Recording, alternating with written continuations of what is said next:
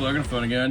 This is not exactly the video I was hoping to be making with this gun, but as you see there in the thumbnail, this gun is already going back to Watchtower. We're going to get into why that is, and I'm also going to go ahead and show you some of the cool stuff that the regular version of this gun comes with, and also the stuff you get with the Elite package, because this is the Elite package gun. Show you that kind of as a positive thing, because this is the beginning of this video is going to be kind of negative, so that way the whole video is not negative. So let's go ahead and get into why this gun's going back to Watchtower already after only owning it for a day here. We're going to go ahead and show you this gun is unloaded. And the number one issue is with how the slide, or one of the main issues here is how there is a kind of like a hard spot that you got to overcome before the slide will rack. And I'm going to go ahead and cut to a clip of me talking about this prior to me shooting the gun more and kind of figuring out more or less what was causing it. So I'm going to go ahead and cut to that right here. Okay, just something I wanted to make a note of, just in case it ends up being an issue or it's something we have to fix. I can show you what it was doing prior to us fixing it, or prior to the gun breaking in and it stopped doing this. So as you can see here, safety will not go on. Push forward on the slide just a little bit. Safety does indeed go on now. Gun is unloaded. Press the slide out, let it forward. Safety will not go on because the gun is not fully in battery. Push on the back of the slide a little bit, safety does go on. And that is something I initially noticed right off the bat, that the gun wouldn't go on to safety, and that's what it was initially when I took it out of the box, that is. And I will note that it is extremely hard to get the gun to unlock out of battery.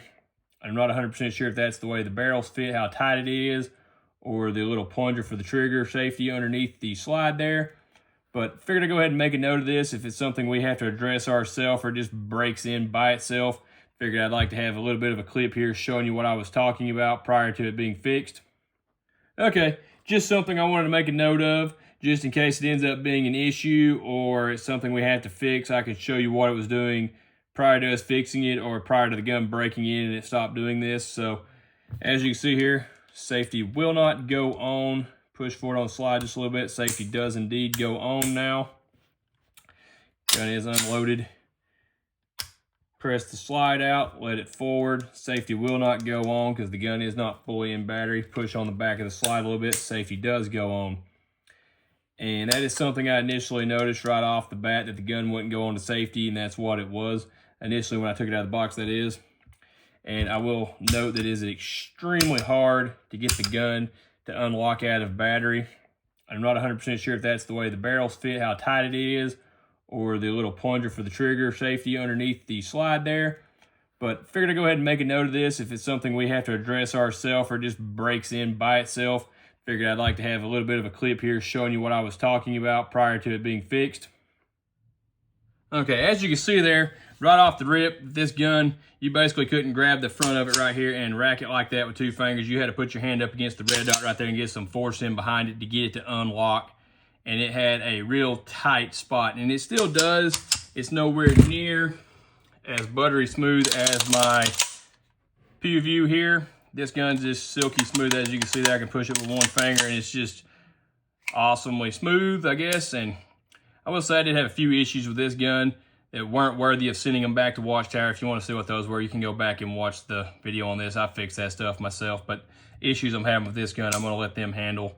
But this gun, I noticed right away when taking this gun out of the box that it was nowhere near as smooth as that gun, and it's still not. And I will contribute that a little bit to the fact this one has a way heavier recoil spring in it for some reason than this gun did.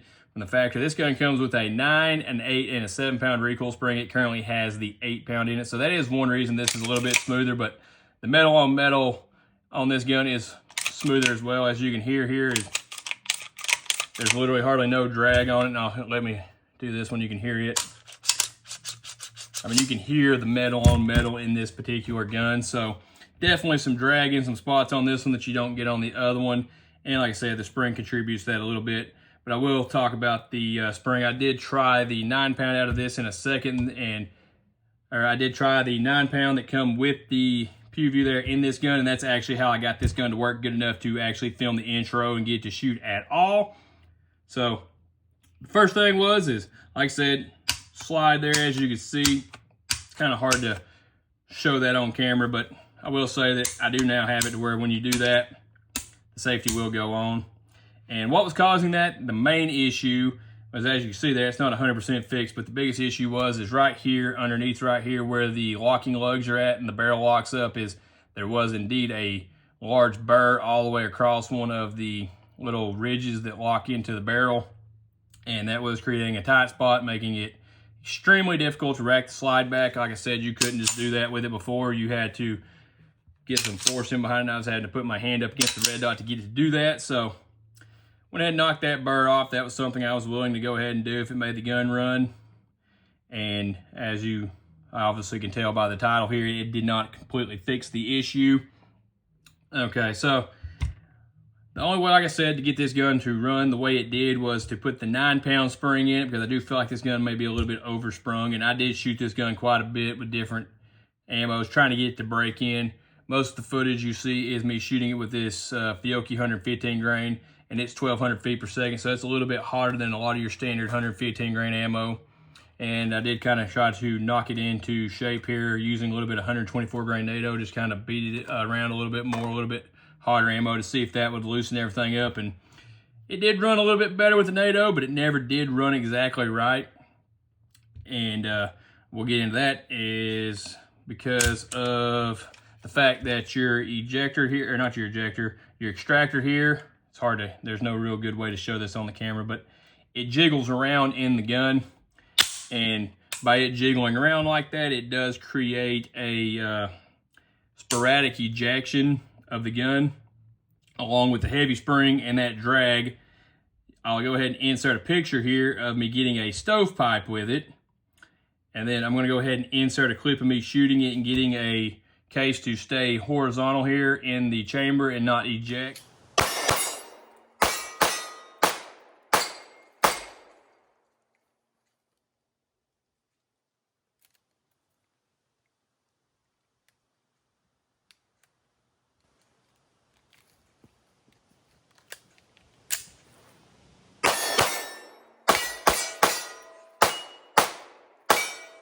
So as you can see there, that was me just trying to get it to on video of it jamming there. And that's what it was doing most of the time, is either stovepiping or staying laying in the chamber like that, not fully ejecting it. And I do think some of that is mostly due to the fact that it's got a heavy spring and it's ported, but that's why I tried the 9 and it did seem to run a little better. But you are still getting an extremely sporadic, like I said, ejection issue with this gun. That's why this gun is going back more for that than anything.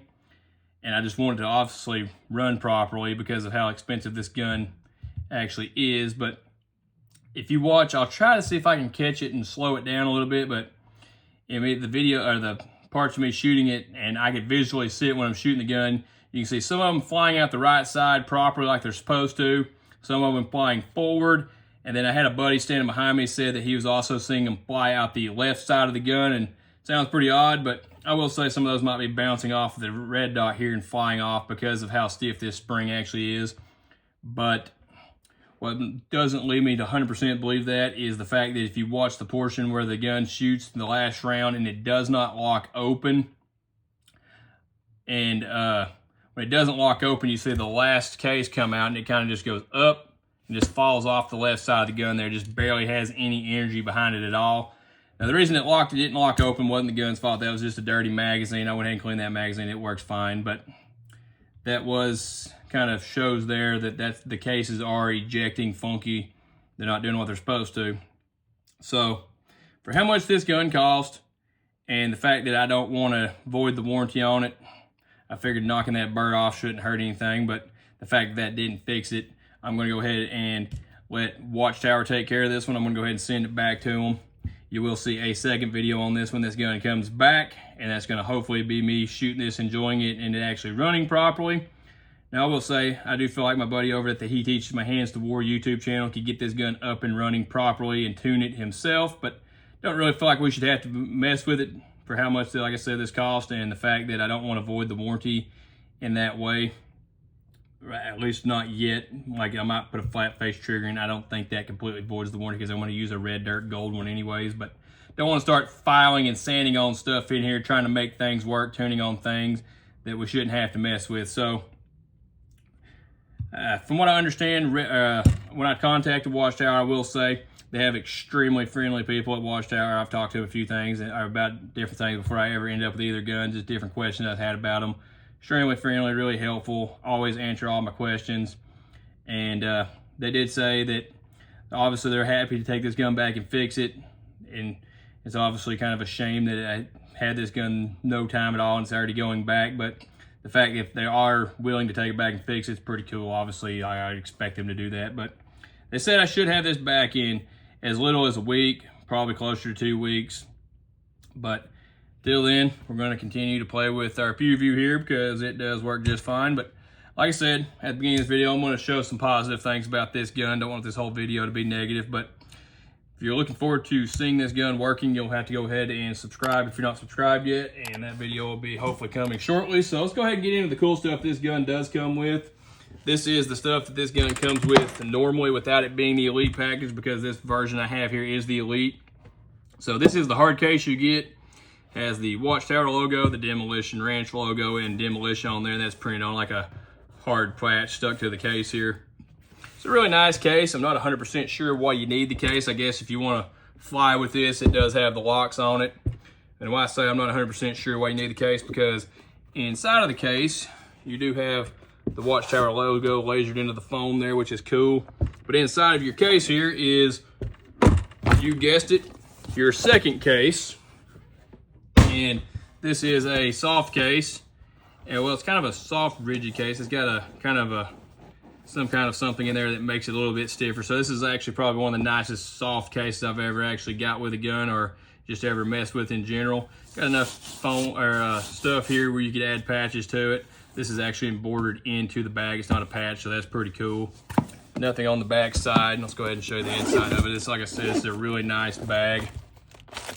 We'll get into that in a second. Now, I will say the only thing I kind of find odd about this is you're supposed to Velcro the gun right here, and it's going to be up against all your magazines, which I guess they're kind of padded. But I'd almost rather put the gun down in one of these little pockets so it's not going to be up against anything. But you got a place for 1, 2, 3, 4, 5, 6 magazines. You got 2 pockets on each side. So extremely nice, semi-rigid soft case there. That's the stuff that comes with the regular version. Get a patch, you get the lock, get your paperwork here.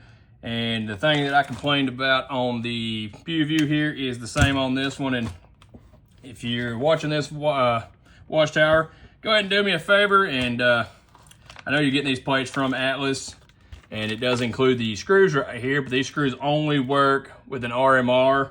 And if you're planning on putting a Holliston on this, you're gonna have to go over to Atlas's website and pick up these screws right here. And no, this screw pack's not expensive. It's like $2, but the fact that the shipping on it's like another $11 or $12, I went ahead and picked up 2 packs, one for the pew view that I never had the screws for because it didn't come with them, and also for the Demolitia here. And to make the shipping worth it, I went ahead and picked up the Atlas Gunworks magazine cleaning kit. And I'm not gonna lie, if you do go ahead and order these screws and you wanna do the same thing I did, this kit, if you don't have one, is definitely worth it.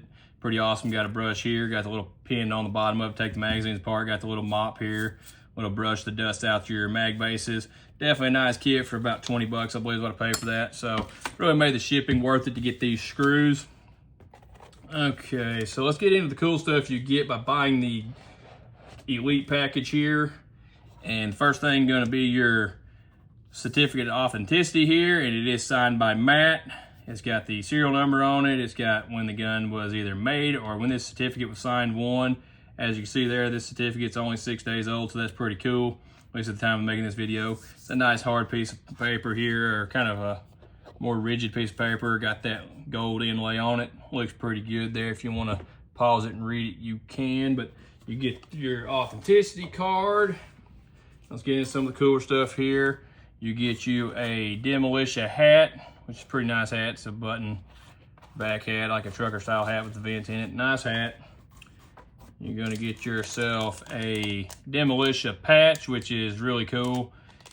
And I guess if you think about it, this is a $4,800 patch, because that's the only way you can get this patch, this hat, and everything I'm about to show you here. And this is the real reason I wanted the Elite package, being the ammo can is similar to the one that come with the pew view here. Figured it'd be really cool to have both. Top side of it, you got bullet hole looking to it. You got the Same bullet rim right here that you get on the PewView case. And you got the Demolition Ranch logo right here. Kind of a nuclear bomb going off with stars and stuff. And you got your nice gold Demolition logo here. And I will say, only thing is a little bit is these are stickers over the can. So I have noticed a few of the edges popping up. Not a big deal, still looks really cool. Back side of it's got your bullet holes on it. Got some more of the bullets running around the rim there. Flip it over here, got your Watchtower logo, an ammo can, lasered onto your ammo can. Kind of ironic, I guess you think about it. Not 100% sure what the date there is. It's 5/9/87. If you know what that is, drop it in the comments. That's pretty interesting that they, something on here, I guess, that they labeled here. And you got some 5.56, I guess, some 9mm. Okay, let's go ahead and show what's in the case. This is some few more cool things you get here. On the inside, you got Matt's logo laser there, a few more bullet holes. You got some Watchtower branded magazines, which these are still the same Checkmate magazines you get with the other that I got with my Watchtower PewView there. These are branded with Checkmate. I mean, with not Checkmate, they're branded Watchtower, and they are blued instead of the shiny look. You get 2 17s, and you also get 2 20s. These magazines do come with a gun regardless of which package you get. Underneath there you have the Watchtower logo, and on this side of the coin you have the the Demolition Ranch logo, and on the other side you have the Watchtower, so that is your challenge coin.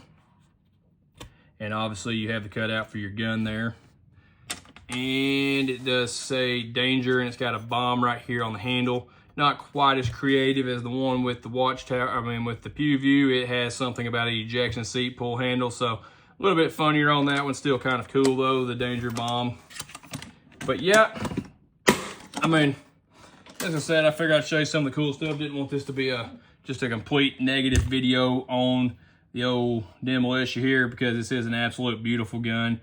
And I fully expect that they're going to take care of this. This gun's going to come back, and it's going to hopefully be just as buttery smooth as the PewView here is. And really looking forward to that. And when that comes back, we'll give you a more in-depth look at the gun. And at some point, we will do a video comparing the two to kind of tell you which one may be better for you. So I figured that'd be kind of fun to do.